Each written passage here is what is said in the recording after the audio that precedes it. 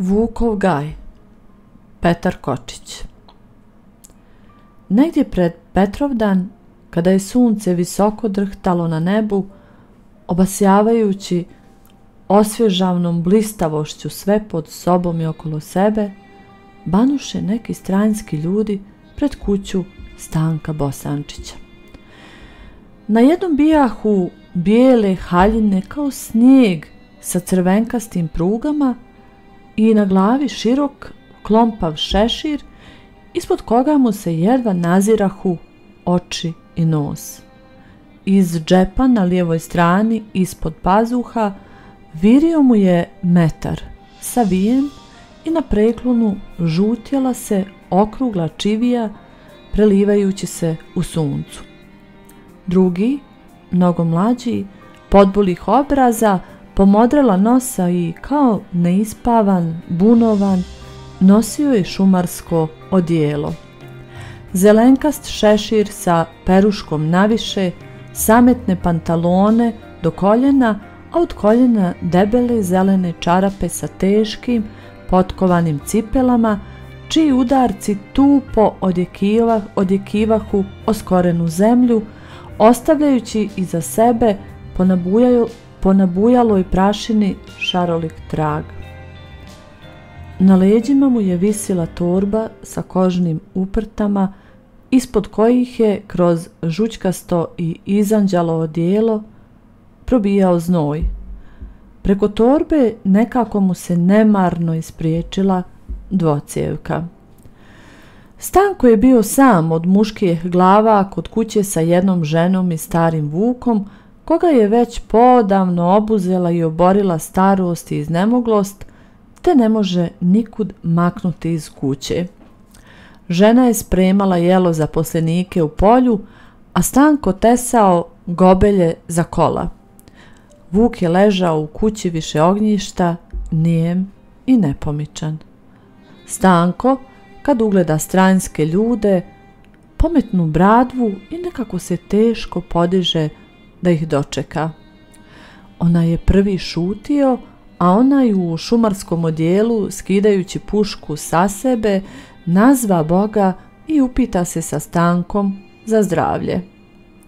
No, kako komšija? Promrmlja i prvi nekako bojažljivo, kao natežuć. Dobro, dobro, gospodine, kako si ti? Osmehivajući se, odgovori Stanko. Stranac mu ne znade ništa reći, već se sav zacrveni.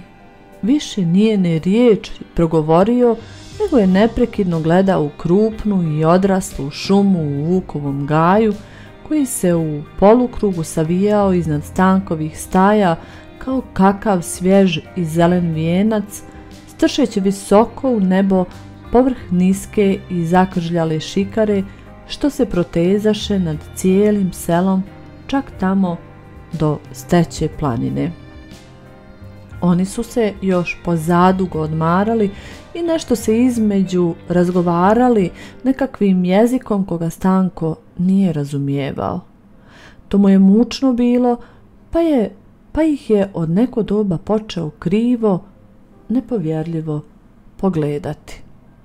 Šumar to opazi, pa pošto iskapi punu zdjelu kisela mlijeka, onaj prvi nije htio, digoše se i pođoše uz brdo Vukovom gaju. Na polasku šumar reče: Bosančiću, ovog ljeta bit će dosta posla i zarade. Vukov gaj je prodao spajija ovom strancu, kroz koji dan počeće rad. Stanko ga zabezeknuto pogleda, pa se usplahiri. Kakav spajija? Koji gaj? To ne mere biti. Gaj nije spajin, već našeg Vuka. To zna sav svijet. To ne mere biti. Stranac, kad vidje nenadnu i naglu usplahirenu Stankovu, poblijeđe i poizmače se za nekoliko volovskih pružljaja podalje od njih. Šumar na Stankove riječi ne reče ništa, već se i sam uputi za strancem. Stanko ostade nepomičan, bez riječi, zureći u vrh cijevi puščane kako se presjajiva u suncu i lagano zamiče u vukov gaj. Glas da će kauri sjeći vukov gaj brzo se raznese po svemu zmijanju i sav se kraj uznemiri, a najviše iznemogli vuk. To je uistinu njegov gaj. On ga je podigao i odgajio. Već se i zaboravilo kad je vuk stao u najam Bosančića. O rođenju njegovom ispredale su se duge i različne bajke. Najviše se govorilo da je kao dijete nađen u planini i to kad je nekakav paša uz bunu prohodio Bosnom i kada se mnogi svijet iz donjih krajeva sa Sermijom sklonio u planinske zbjegove. Kada se sve prilično bilo umirilo i sleglo, vraćao se narod iz bjegova. Ženi je jednoj nestalo djeteta. Mnogo ga je i dugo tražila, srljajući kao bez duše kroz planine i nije ga našla. Umornu i iznemoglu rastrgali su je vuci. To su dijete poslije našli čobani, othranili ga i nadjeli mu ime Vuk. U Bosančića Vuk se najmio djetetom išao je prvih godina za Sermijom, prvo za ovcama, pa onda za govedima. Rijetko bi kad radio na njivi sa ostalom čeljadi. Isprva mu je o Đurđevu i Mitrovu isplaćivan najam, 50 groša i opanci, kuzolaši po vrhu. Poslije je prestalo i to i njega su počeli držati kao ukućanina i kao svog rođenog, te se i on poput ostale čeljadi stao beslajsati, odjevati i obuvati iz kuće. Bio je tih i smiren kao ovca. Ni s kim se nikad nije svadio, to se ne pamti. Nije nikog mrzio, niti je koga odveć volio. Prema svačem i svakom bio je ravnodušan i hladan, kao studeni kamen. Mahom je šutio i svirao ćurlik koji se daleko čuo i svak je mogao raspoznati zvuke i davorijanje Vukova ćurlika. Crkvi nije išao osim u godini jednom na pričešće. U čaršiju nije nikad slazio osim u proljeće, kada bi se ovce spuštale sa zmijanja na Janjilo dolje u Lijevče. Kada bi ljeti sjavio blago na plandište ili kad bi ga izjutra ili uveče napasao, uvijek je uza se nosio sikiru i potkresavao mlade bukviće i javoriće u šikari iznad Bosančića kuća. To je radio od malena, neumorno i neprekidno, iz godine u godinu, i od zakržljale šikare, koja je bila svačija i ničija, izdvajao se lagano i neosjetno gaj sa visokim i vitkim bukvama i javorovima, viseći se i šireći se.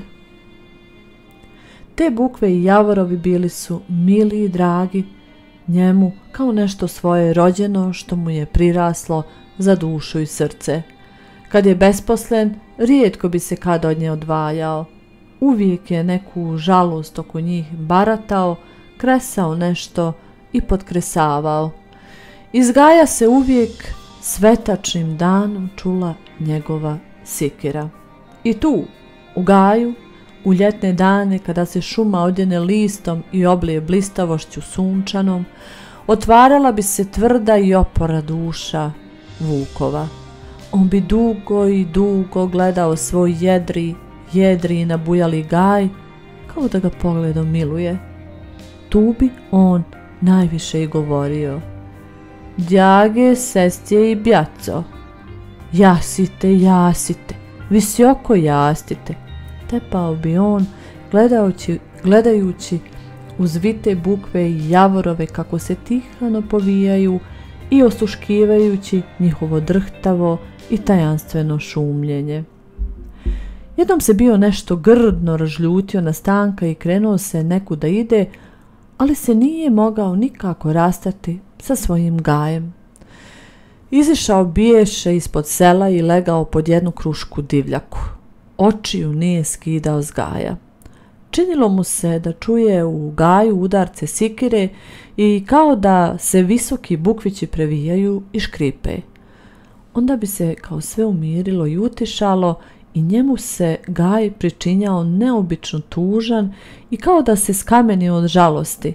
Nijedna grana da se makne, nijedan list da se zatrese, da zadrhće i zatreperi. Gaj nije šuštio, nije se dizalo ono čudnovato, potmulo šuštanje koje mu je uvijek dušu zanosilo i opijalo. Nad gajem se njegovim, tako mu se priviđalo, biješe spustila nekakva ledena grobna tišina i tuga koja se dizaše u magličastom priviđenju između zelenih ovršaka i pomodrelog neba. On se prvi put tada u svom životu zaplakao i vratio se opet u selo. U proljeće, najviše u proljeće gladnih godina, kakvih je u ovom udom i vrletnom kraju često bivalo u staro vrijeme, teško bi se Vuk zabrinuo. Tada bi iznemogla i pregladnjala svjetina osukom navalili na mlade bukviće da guli koru i snima mezgru, te bi se time i crjemušom otimala da ne skapa od gladi. Sa zaprepašćenim očima gledao je on kako se kroz šumu bjelasaju oguljena stabla, strepeći da se ne posuše, uvenu i uginu.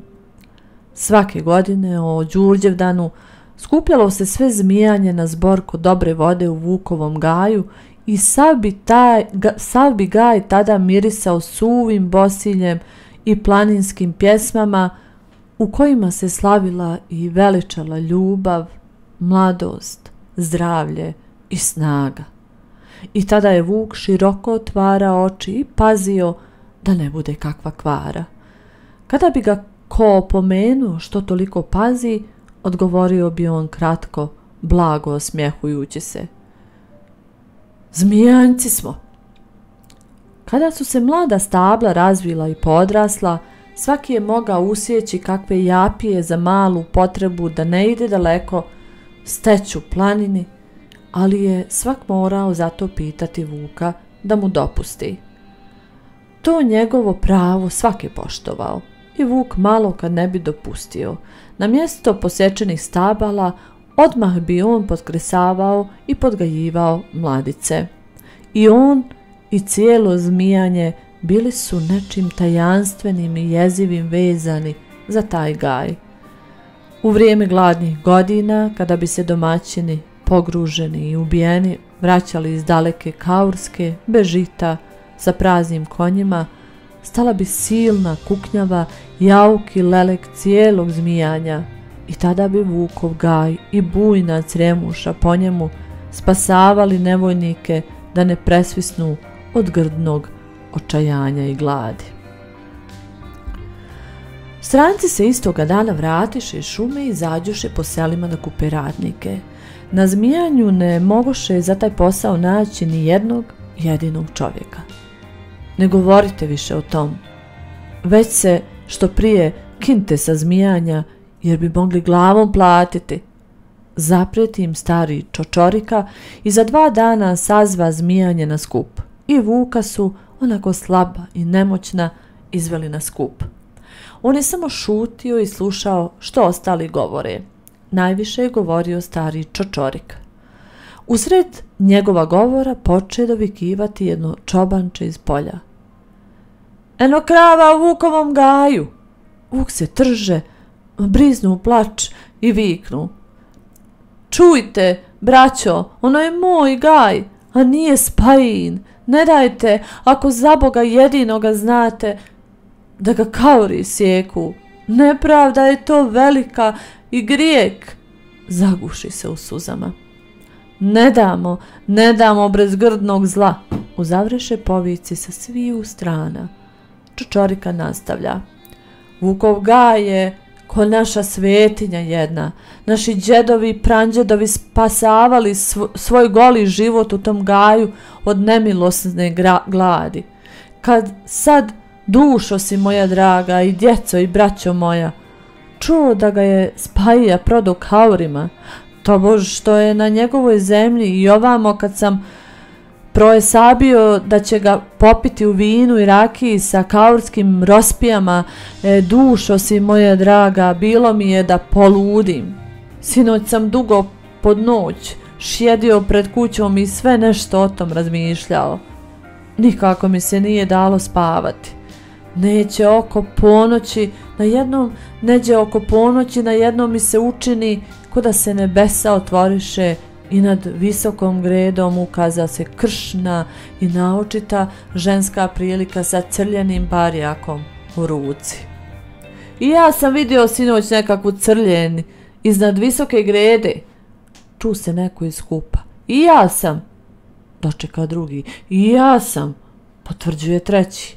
Maše barjakom, produžuje čočorika i viče: ne dajte zmijanci tako prokleti ne bili da kauri sjeku Vukov gaj. Ne damo brez grdnog zla i krvi. Zagrmiše opet poklici sa sviju strana. I svi se zavjeriše, i staro i mlado i muško i žensko, da brane Vukov gaj i da bez golema jada ne daju da ga kauri sjeku, i opremiše sudu ispred Vuka i naroda starog čočoriku sa nekoliko ljudi. Poslije 2-3 dana vratio se od suda stari čočorika sa ljudima, ali nije ništa uspio. Svagdje su mu rekli da je Vukov gaj upisan na Spahiju i Spahija ga je mogao prodati kome je htio. Na pošljetku, u velikom očajanju, ponudio je i čočorika u ime zmijanja Spahiji novce za gaj, ali on na to nije htio i smio pristati, jer je sa strance već bio podvezao pogodbu i ugovor i to je bila svršena i gotova stvar. Neizmjerno ogorčenje bješe obladalo zmijancima kad im je čočorika sve to kazao. I jednog dana pomoliše se drumom ispod Kadine vode u dugim redovima stranjski radnici, sve sami kauri sa 4 žandarske patrole. Zmijanje se uzruja i uzbuni kao nikad do tada. Sa dna do dna zmijanja odjekivahu uzvici i dozivanja. Kauri idu da sjeku Vukov gaj, na skup, braćo i Srbovi. I svi u sela sa njiva i od kuća pohrlješe gomile uzrujanog i zaprepašćenog naroda. Ljudi bacaju kose i vile preko ramena, na djevojačkim i momačkim usnama prekidaju se pjesme, žene ostavljaju kolijevke sa rasplakanom djecom i sve to hrli i srlja prema Vukovom gaju, pognano nekakvom nepojmljivom i neodoljivom silom. Hrli i kulja svijet sa sviju strana, kao da iz zemlje niče i iskuplja se pod Vukov gaj. I Vuk se diže, dobi snagu, kao da se preporodi. U košulji, gologlavi raspojas, blijed, kao smrt, ispijen kakva avet, iziđe u narod. Kauri se primiču sve bliže i bliže.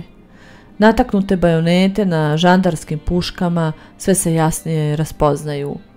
Istom jezivo bljesnu u suncu, pa opet se izgube, potonu kao u nekakvu pomrčinu. Kroz nepreglednu gomilu iskupljenog i do dna duše uzbunjenog naroda prostruji nešto, vezujući jedno za drugo, stapajući sav taj svijet u jedno, u nešto čvrsto i neprobojno. Na jednom se digne žagor i povici, pa se opet sve ušuti, sledeni, skameni. Svak osjeća, sluti, da se nešto strahobno približuje, samo što se nije zbilo. Vuk, kao kako strašilo, kad vidje da se radnici sve bliže primiču, raširi ruke kao da će braniti gaj, napregnu se i prozbori nemoćnim i uzrhtalim glasom. Eto kaura, ne dajte, braćo, da... Ne damo, zabruja na sve strane odjekujući u planinskim visovima. Radnici na jednom zastadoše.